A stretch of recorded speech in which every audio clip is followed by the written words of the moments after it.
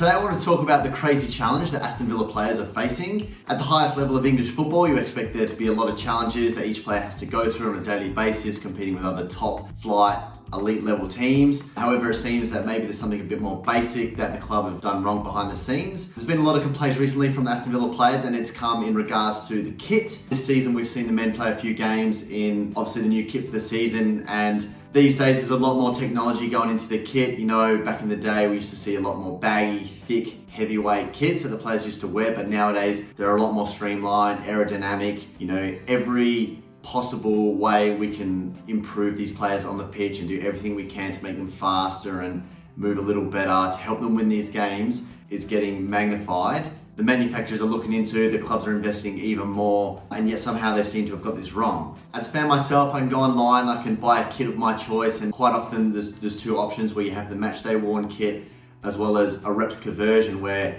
you know, it looks very much the same, but it's not quite the ones that the players wear. They're not as sweat absorbent, they're not as light, they're not as fitted better, but they look very much the same. And typically the match day ones cost about double the price, which shows how much more it costs to make these things. And yet somehow Aston Villa, of all the things they're doing on the training ground and all the other investment that goes on in the game and within the club, they're facing issues with these kits. So as you can see from some of the photos, you know, they almost carry this wet look, they're absorbing all the sweat, they're becoming very heavy. And it's the last thing as a player you want to deal with. You know, these players who are trying to wear all the best technology in terms of boots, socks. You know, obviously the Premier League balls have just changed over time with all the technology that's forever advancing. They're now left wearing these kits that just really don't look comfortable. The fact that the players have actually come out and complained about it obviously is a big statement in itself, and I guess it's making even bigger headlines as this weekend the women's team actually kick off. And as you can imagine, if they're faced with the same kits and having to wear that,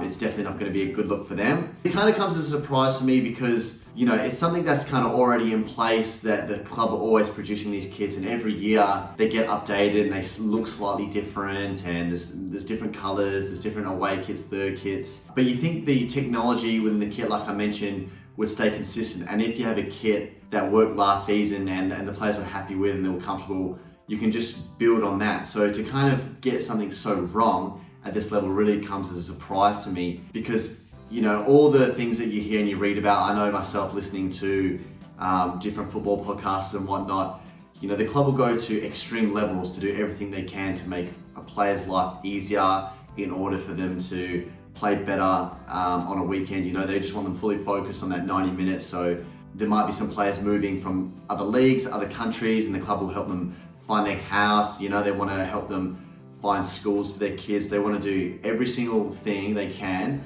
so the players don't need to worry about and just focus on the game. And yet, for me to kind of have an issue with the kit, which seems so simple, and so many people would say, you know, get over it, it's just a kit. If they're playing at the highest level against another team who's also playing in the Premier League, you know, you've got these world-class stars, the highest level of talent that we'd see in world football.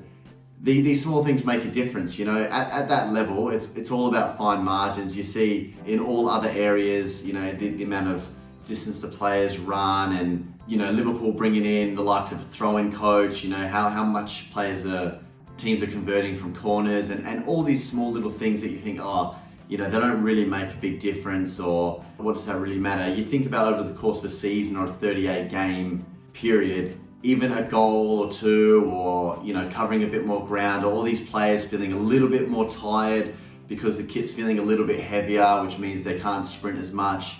You know, this could lead to a goal or two throughout a season, and that again can lead to, you know, 3, 6, 9 points, whatever it might be. And then extrapolate that, this could lead to different amounts of prize money, table finishing, you know, whether it be relegation or qualification for European football at the other end. These things really do matter. And a big thing for me, I think, in terms of a club's product, like what is the highest sold product that a club might have? To me, it would almost obviously be the club shirt. It's a lot of the advertisement that the club is getting. You know, when you see the players wearing the shirt, that is kind of what leads the fans to go out there and buy it. And even if you see the fans on the street wearing the shirt, they're again, you know, getting the brand out there and representing their club. And I know as a fan myself, if a club drops a really nice kit, you think, oh yeah, I'll go out and buy that one, I want to wear it. And on the opposite end, if it's a bit no good, or maybe they've released an away kit in a colour you might not like, or there's just something not quite right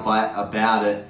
You probably think, oh, I might give this one a miss. So for the fans this year, they're looking at that kit and they're seeing the players wear it. It looks like it's absolutely soaked. The players are running their heart out during the game, and it's covered in sweat. But the kits these days are made to assist with that and help make it more breathable and whatnot. So if you're a fan, you see your players wearing that kit, it's really not a good sign. You think, oh, I probably won't go out and buy it. And whether or not Villa, as a result, are selling less shirts this season than they would normally because of that, that's obviously revenue down the track, and the club's not doing as well in that area. And like I said, a lot of things these days are about exposure and getting fans on social media and really promoting the club. They're doing pre-season tours where they're traveling the world and they're really trying to get it out there. There's all these kind of ripple effects where you think it's so simple as the point of, oh, it's just a kid, it doesn't look so good, but it does have all these knock-on effects. And it's something so simple that you think, like I said, you just have a kit that last season that did its job, and this season they've kind of got it so wrong. So there's news stories coming out already, seems like they're gonna terminate the contract of this kit. Whether or not that means they're gonna get a new design, start looking at a different material, maybe that's gonna cause issues later down the track with the brand who's designed this kit. But yeah, it's really not a good look at all. And yeah, it just comes as a shock to me, because even at the lowest level of football, you go sign up to your local club, they're gonna issue you a kit and you just wear that on a match day. And you'd think at the top level, if you go out and buy a Premier League kit and you're spending £50, $100, whatever it might be, that's costing a bit of money. So you want to get the best quality for your money, the best materials. These players are wearing it, and they don't have all the best quality equipment in order to do their jobs to the highest of levels. It's really going to make things hard for them. So yeah, a bit of an interesting one. And obviously, in the year 2023, you think this wouldn't really be an issue. It is kind of crazy that it's kind of come out and the players are complaining about it. And even just looking at it as a fan, you can kind of see something's not quite right.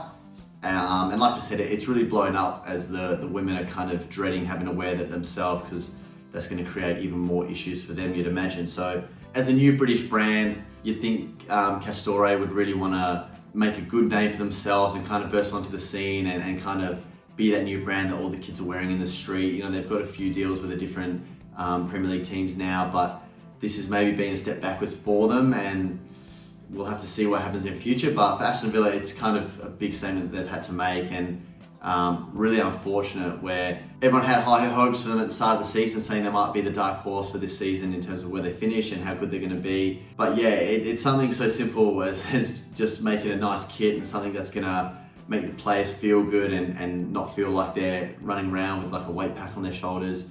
You really want to be out there just feeling your best, feeling comfortable, wearing the new boots, wearing some good socks, decked out in a kit that you look good, feel good. And then, these confident players are going to go out there and get all the results that the fans want to see and have been put in place by the club. So yeah, that's just my quick thoughts on the Aston Villa kit, and just how crazy, a bit of a crazy scenario, that we're seeing at this point in time. But yeah, let me know what you think. Let me know if if you think the players are maybe overreacting a little bit, or whether it is a serious issue, whether you thought it does warrant a change of kit at this stage, or whether they should just kind of continue on with it. Myself personally haven't seen it. It doesn't look too great, and it does look like the kit's are absolutely soaked when you see the players running around in it. But yeah, I just wanted to get my thoughts out there on that. But otherwise, I've been Ant. This has been Red Mate. Thanks for watching. I'll see you in the next one.